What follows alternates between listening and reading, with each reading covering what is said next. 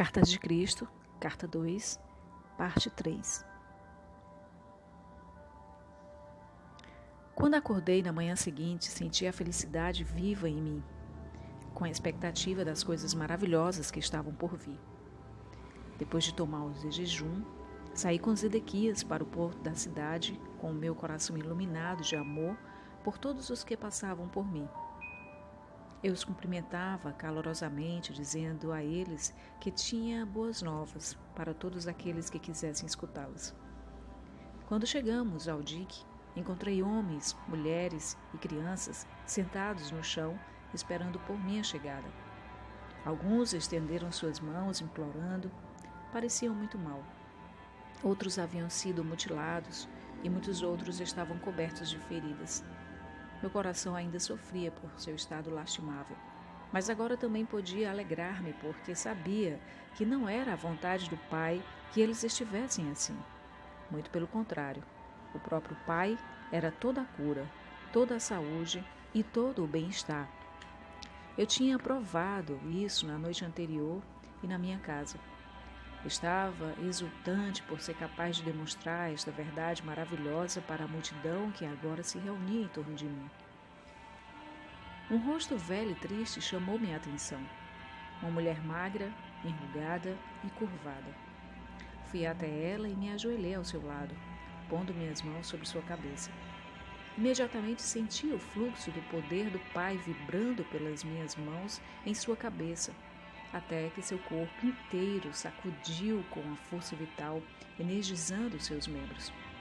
As pessoas, ao verem isso, ficaram atônitas, perguntando o que eu poderia estar fazendo com ela.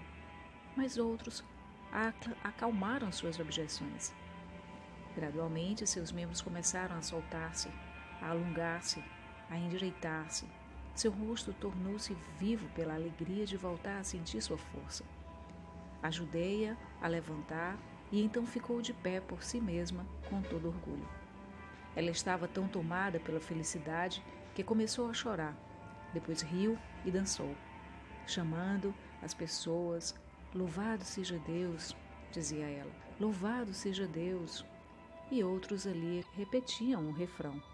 Todos estavam profundamente comovidos com o que haviam visto. A aglomeração de pessoas apertando-se contra mim foi tão grande que Zedequias ofereceu-se para controlá-la. De forma organizada e ajudado por outros, dirigiu ordenadamente os doentes para mim, para que eu pudesse atendê-los, segundo suas necessidades mais profundas. No final, sentindo-se cansado, meu anfitrião convidou-me a voltar para casa e jantar. Despediu aqueles a quem eu não tinha sido capaz de curar por falta de tempo. Assegurou a eles que eu retornaria no dia seguinte. Foi uma noite festiva. Tanta coisa para falar, tanto para celebrar, tanto para ensinar, tanto para aprender. Todos certamente reconheciam naquilo a boa nova.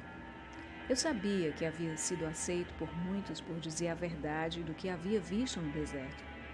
E assim continuou por muitos dias. As pessoas vinham de longe para ver-me. Zedequias e outros amigos seus me ajudaram a controlar a multidão para que eu pudesse curar e ensinar. O povo ouvia com prazer.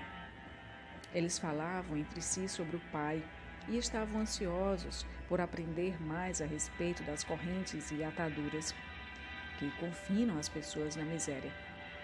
A aglomeração de pessoas tornou-se tão grande que eu logo percebi que precisava achar meus próprios ajudantes em que eu pudesse confiar para me auxiliar.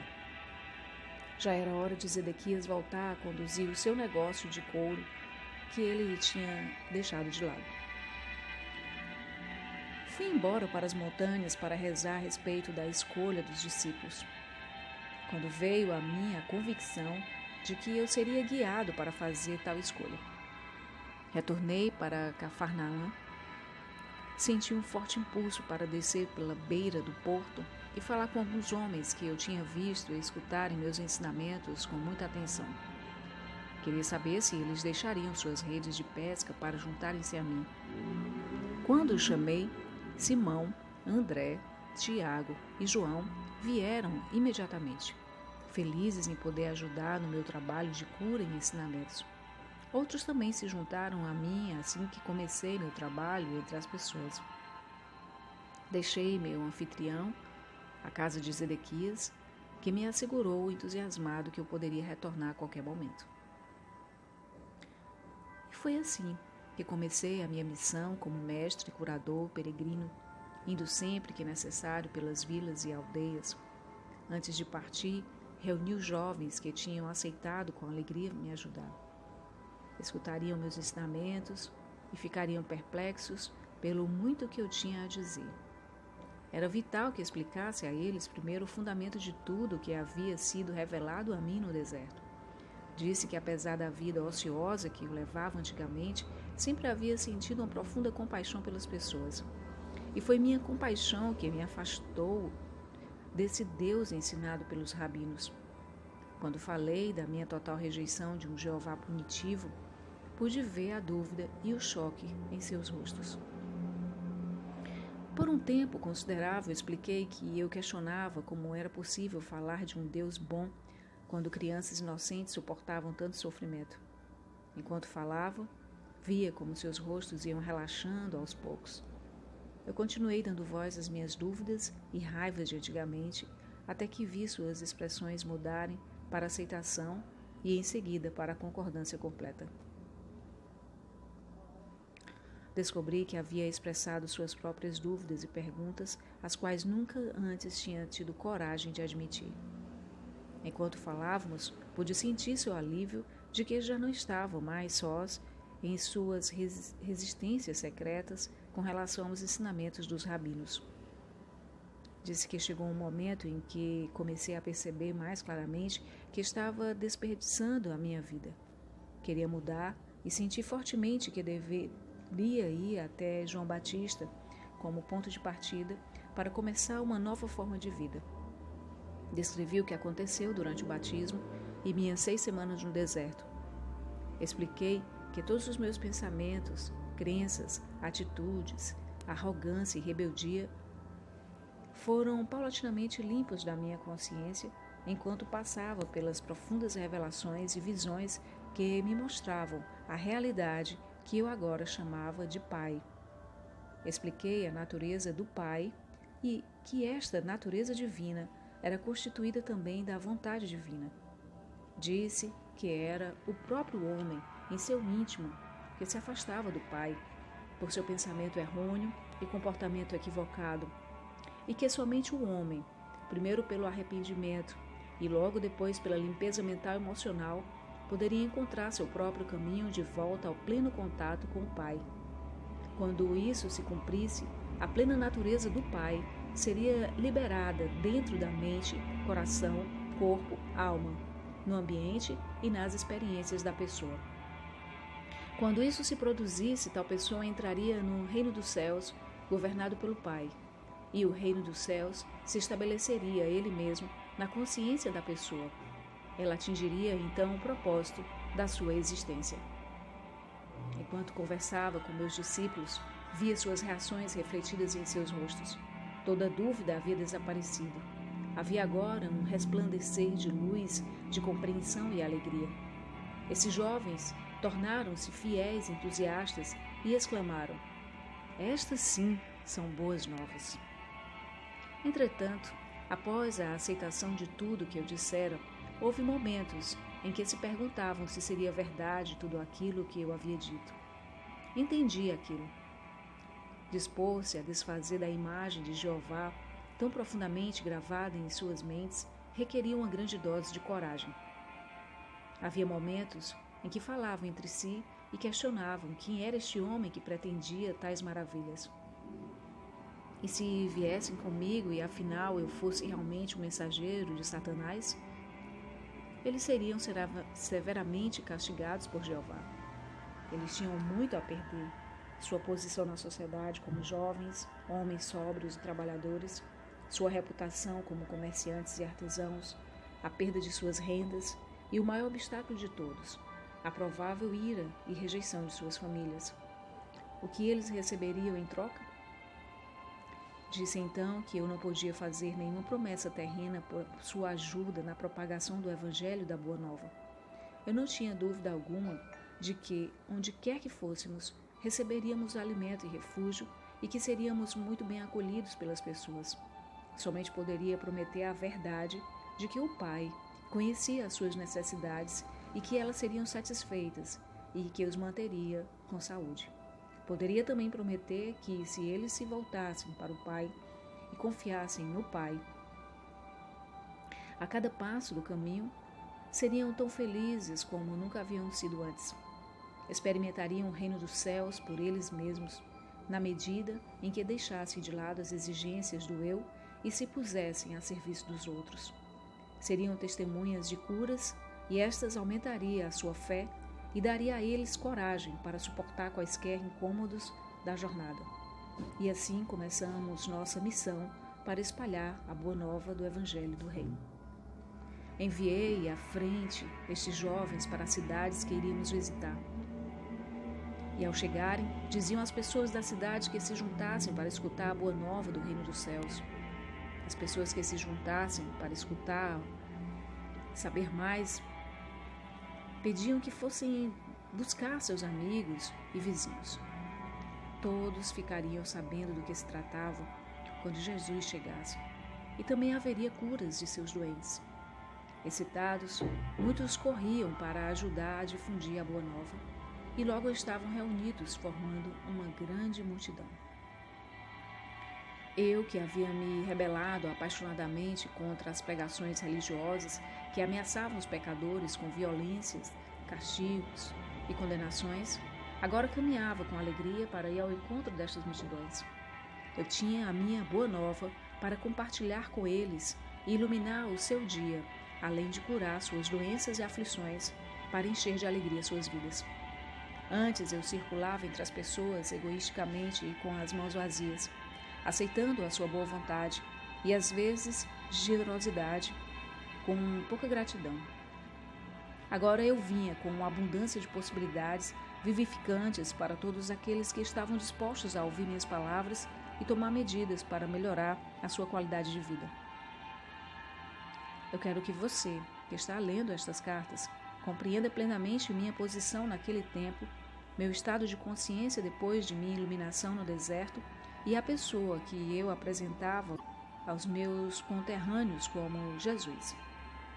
Foram feitas tantas conjecturas a meu respeito que eu devo contar a verdade a vocês.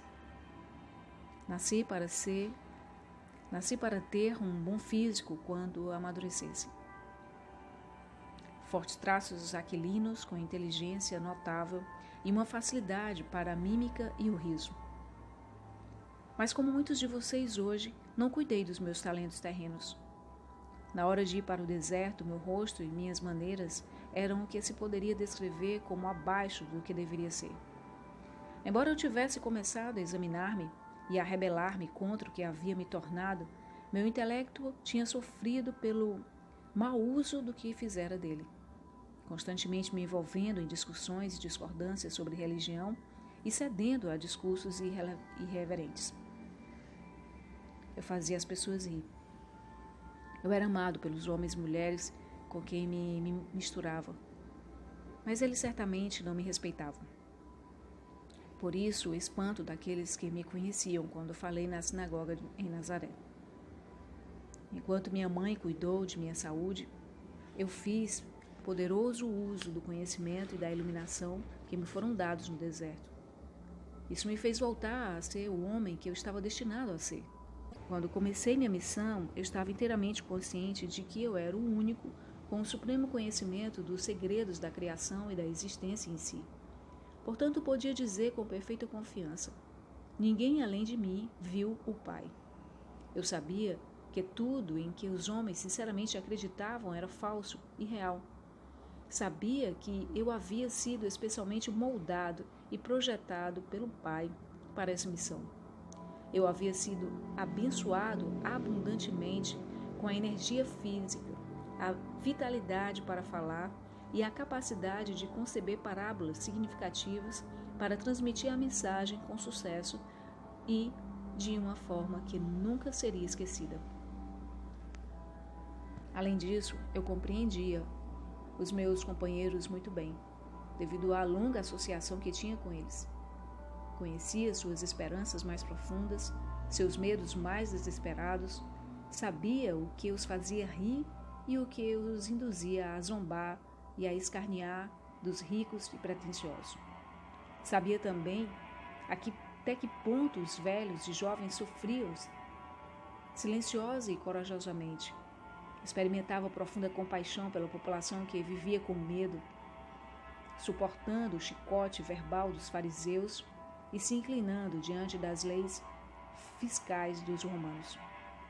Sabia como seu orgulhoso espírito judeu havia sido ferido pelos gentios conquistadores, a quem foram obrigados a honrar com cumprimentos verbais de mão e de joelho, mas a quem desprezavam por trás do pensamento,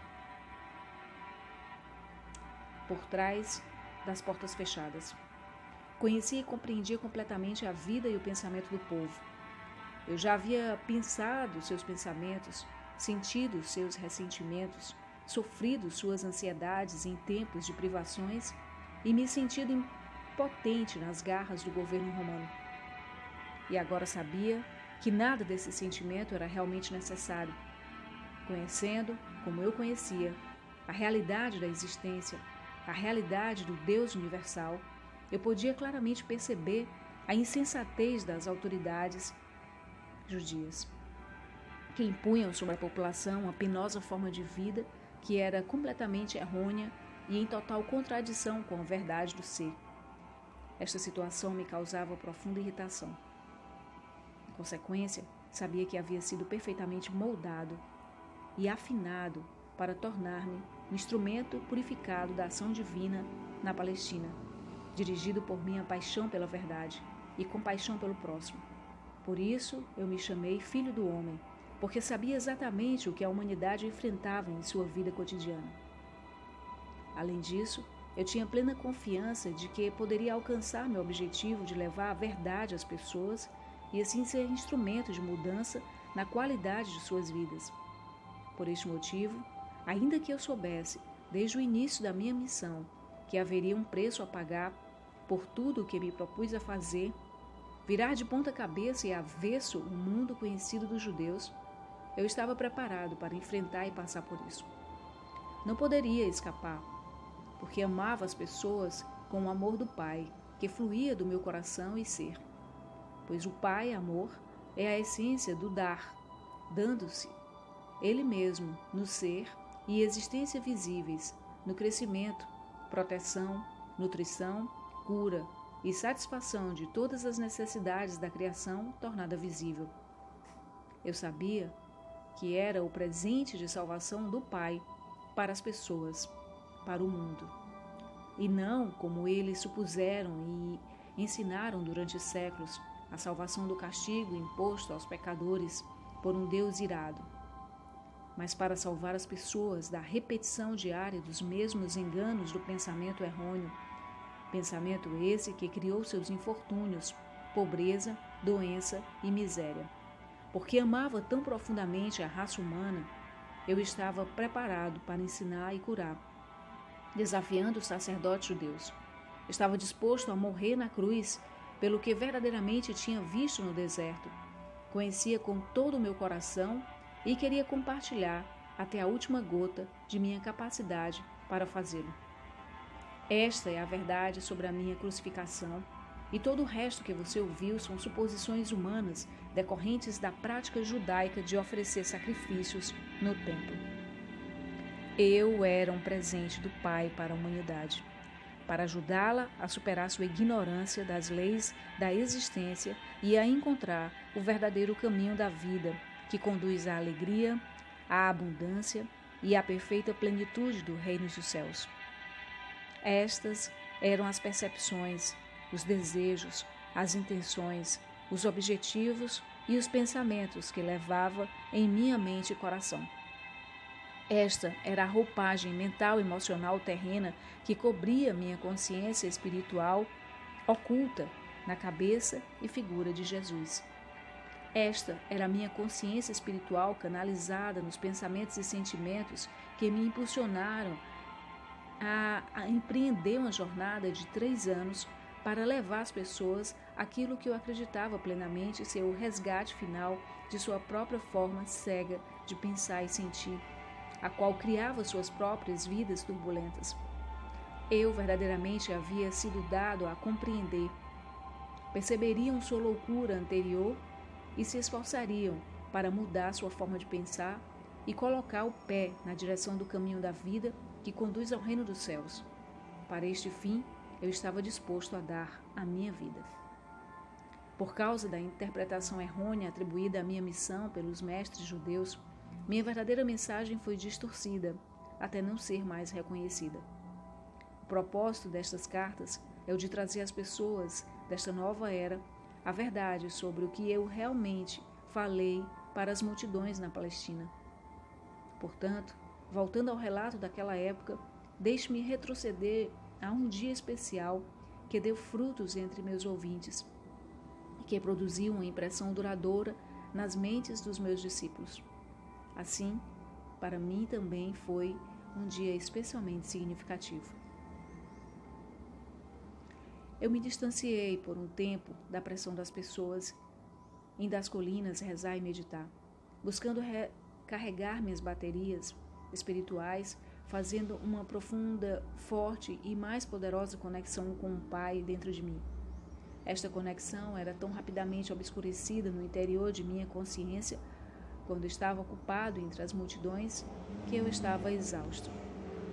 Chegando à caverna que eu utilizava quando me encontrava naquela área, puxei um pedaço de pano que ficava escondido sobre uma pedra e me deitei para dormir. Ao invés de dormir, no entanto, eu senti imediatamente o fluxo da vida divina, o Pai, e o cansaço foi dissolvido enquanto meu corpo era carregado com o poder que é a fonte criativa de todo ser. Fui elevado em consciência no interior de uma luz dourada e enquanto viajava para o alto dessa luz, ela subitamente mudou para o mais puro branco e eu soube que, em consciência, estava nos portais do equilíbrio, que é o eterno, o universal, a dimensão infinita que está além de toda concepção da mente humana. Observei a luz, mas eu não fazia parte dela. Nem ela estava poderosamente dentro de mim, uma vez que esta era a dimensão Deus do vazio, da não forma do equilíbrio universal. Mas ela se comunicava comigo e infundia-me com seu brilhante amor. Isso mais uma vez gravou em mim que ela era o processo criativo, aperfeiçoador, curador, amor que governa toda a existência. Sentia que onde quer que houvesse necessidade, haveria satisfação, como o constante fluir das águas que enchem um lago.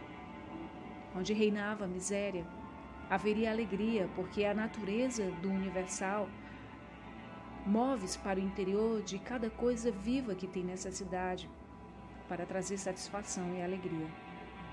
Eu sabia que onde não houvesse crescimento, surgiriam as circunstâncias para promover o crescimento. Eu sabia que onde houvesse um sentimento de fracasso, desafios seriam providenciados para estimular as pessoas ao sucesso e à autoconfiança. Eu vi que este trabalho amoroso constantemente iniciado pelo Pai na vida das pessoas sobrecarregadas pode não ser reconhecido como um presente de amor pelas pessoas que o recebem. Elas podem estar tão infundadas em sua apatia, sentimentos de fracasso e na crença de que nada de bom lhes acontece, que não conseguem ver outra coisa em suas vidas além de suas próprias crenças e sentimentos. Consequentemente, ficam enraizadas no inferno criado por elas, para elas mesmas. Não havia necessidade de sentir pena de ninguém. A única necessidade era ter um coração compassivo e a determinação de levar-lhe a verdade para curar sua ignorância. O maior presente que um homem poderia dar ao outro era a iluminação da ignorância sobre a existência e suas leis cósmicas. pois a verdade era que cada alma está compreendida no universal e os níveis do fluxo da atividade universal em suas vidas, através do trabalho amoroso do Pai, dependem inteiramente da receptividade do indivíduo. Compreendi que o que as pessoas precisavam ouvir urgentemente era o que eu acabara de entender. Elas precisavam ver e compreender plenamente a intenção, o propósito e o potencial do amor, que era a mesma substância do seu ser. Por causa de sua doença, elas poderiam rejeitar o trabalho amoroso do Pai como se fossem desafios dolorosos, e então se renderiam ao fracasso para sempre. Eu vi então, com mais clareza ainda, que havia sido enviado para despertar as pessoas para todas as possibilidades de autodesenvolvimento, de prosperidade e realização da alegria e da felicidade.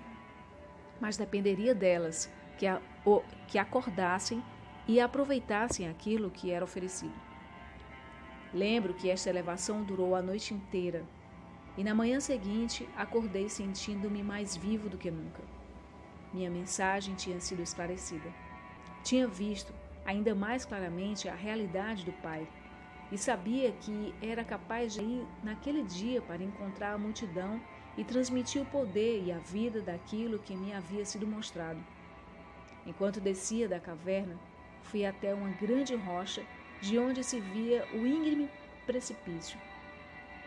Quando me sentei, olhei para baixo a cidade que visitaríamos naquele dia. Podia sentir aquele processo de aperfeiçoamento, aquele impulso que tudo criava, o Pai surgindo em mim e ansiava por compartilhar aquilo com os demais, antes que os problemas da vida diária o encobrissem, e isso perdesse o poder e a força motriz no interior da minha consciência humana.